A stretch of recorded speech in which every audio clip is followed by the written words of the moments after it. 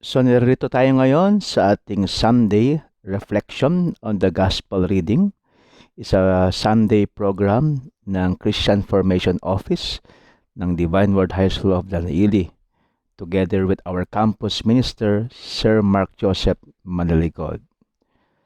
So we are in Sunday, 12 of September 2021 at nasa 24th Sunday in Ordinary Time po tayo. Samahan po ninyo ako na pagnilayan natin, pakinggan natin yung salita ng Diyos, tignan natin yung mga commentaries at pagnilayan natin ang salita ng Diyos, ang Ebanghelyo sa linggong ito. Sa ating Gospel, Mark chapter 8 verses 27 to 35. Ito po ang pagbasa.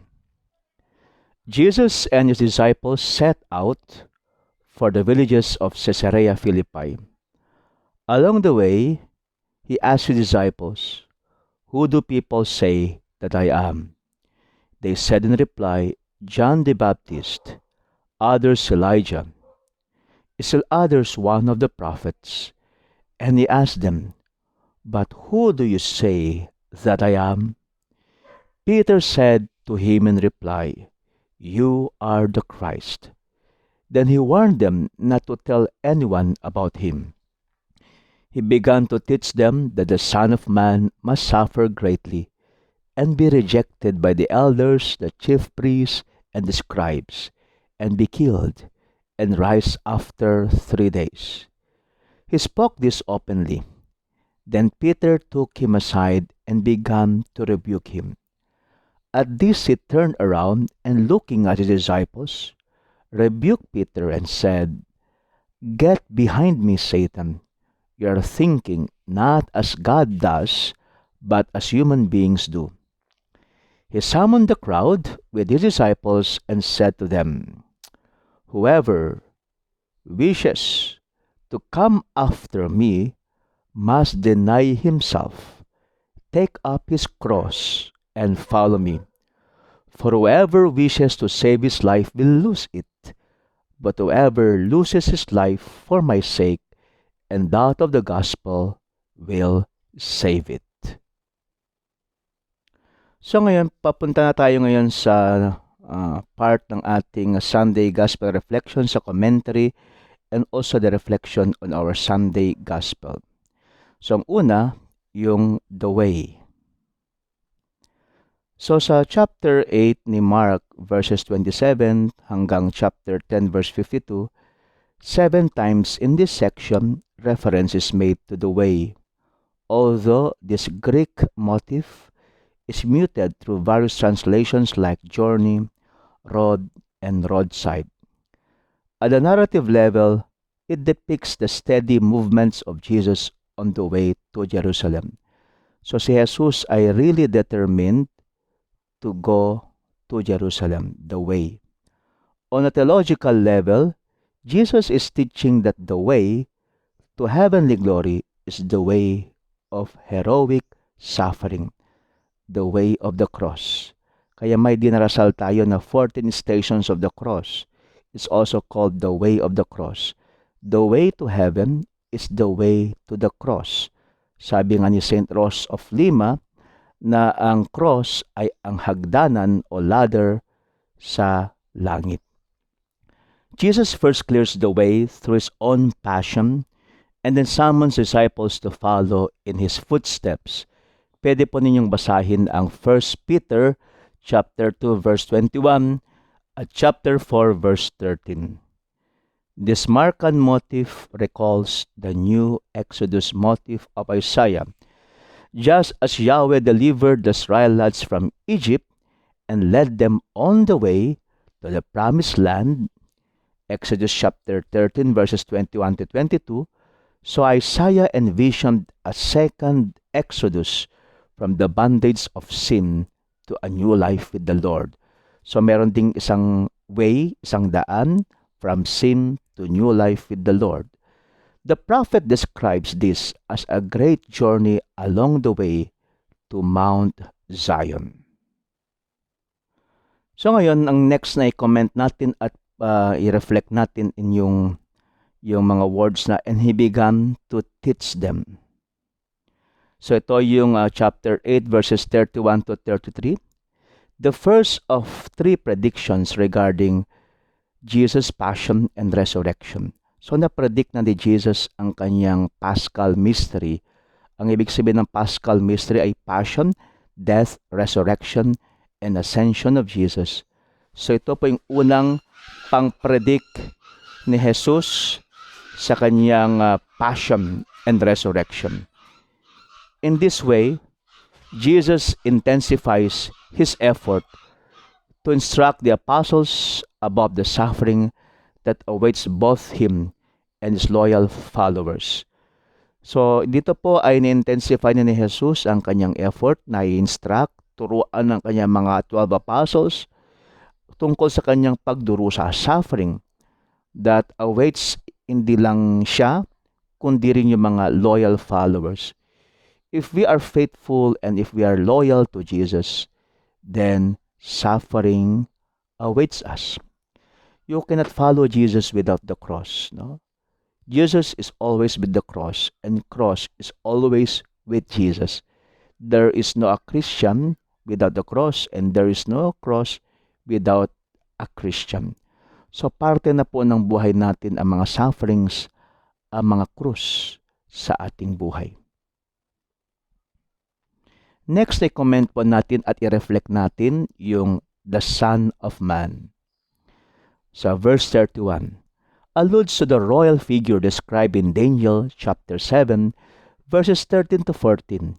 Jesus often associates this title with his passion. Siya yung the Son of Man must suffer. The Son of Man needs to suffer. Next, i-comment natin at i-reflect natin yung Satan. Sa chapter 8, verse 33, Satan, Jesus rebukes Peter for rejecting the prospect of suffering. Pinagalitan ni Jesus si Pedro dahil ayaw ni Pedro ang suffering. Hindi niya maarok ang isang Messiah, ang isang Savior na magdurusa. No? May Diyos bang magdurusa? Scandalized and perhaps frightened, Peter briefly aligned himself with the mindset of Satan, who similarly tried to divert Jesus from his mission to suffer. So doon sa temptation of Jesus, no, the Satan, gusto niyang i-divert si Jesus sa kanyang mission to suffer. So tignan po ninyo yung temptations of Jesus sa Matthew chapter 4, verses 1 to 11, no? And Luke chapter 4, verses 1 to 13, yung mga temptations of Jesus narratives, no? If you worship me, then you will have the kingdom of God, no? So para bang ang Satanas ay parang kino-convince si Jesus na hindi siya mag-suffer. You know, my dear brothers and sisters, parte ng buhay natin ang krus at suffering. That's why to eliminate this totally ay hindi pwede sa ating mundo. No, mayroon tayong mga pasanin kahit ayaw natin. Ngayon sa panahon ng pandemya, may namamatayan, ayaw sana natin na mamatay ang ating mga mahal sa buhay. Ito yung mga krus sa ating buhay. And we have to carry our cross. Si Peter, ayaw niya yun. So kung ang mga taong ayaw ng cross ay parang Satan, because we are trying to divert our mission to suffer with Jesus. The crucifixion proved to be a stumbling block to many of Jesus' contemporaries. Yung crucifixion talaga, no? Mamatay si Jesus sa death penalty, na innocent, na walang kasalanan. Ito ay stumbling block, para bang balakid, no? Parang napalaking balakid para maniwala kay Jesus. Okay na sana, healer siya, ang galing magsalita si Jesus, pero bakit kailangan pa niyang magdusa? Bakit kailangan pa niyang maipako sa krus? And last but not the least, ay i-reflect natin at i-comment natin ang take up his cross. So dito sa verse 34, take up his cross, a graphic image of suffering. No? Take up his cross. Yung cross ng panahon ni Jesus, yan yung sign ng death penalty. So para bang binabuhat mo ang death penalty mo, ang krus. It refers to the Roman custom of forcing criminals to carry on their shoulders a crossbar to the site of their crucifixion. May papako ka na nga sa krus, ikaw pa mismo magbubuhat sa sarili mong krus. Jesus warns the disciples must be so committed to Him that they are willing to endure persecution, hardship, and even death. So tayo, kung talagang tayo ay disipulo ni Kristo, committed tayo sa Kanya, dapat willing tayo na tularan siya, to take up our cross, to endure persecution. Kung minsan dahil Kristiyano tayo, tayo ay pine-persecute. Maraming paghihirap ang maging disipulo ni Kristo. At kung minsan dahil tagasunod tayo ni Kristo, mga Kristiyano tayo, mamamatay pa tayo dahil sa ating pananampalataya. The faithful, He assures them, will find resurrection and glory beyond the hardships of this life. So the cross is a way towards resurrection. Jesus has promised and He will keep His promises na tayong we carry and we take up our crosses. We will find resurrection and glory beyond the hardships of this life. Nahihirapan ka ba, kapatid, sa iyong buhay? Marami ka bang mga pasanin? Marami kang krus? Just follow Jesus and He promises you resurrection and glory beyond the many hardships, sufferings, pain, difficulties of this life. So thank you for watching and listening our Sunday reflection on the gospel reading.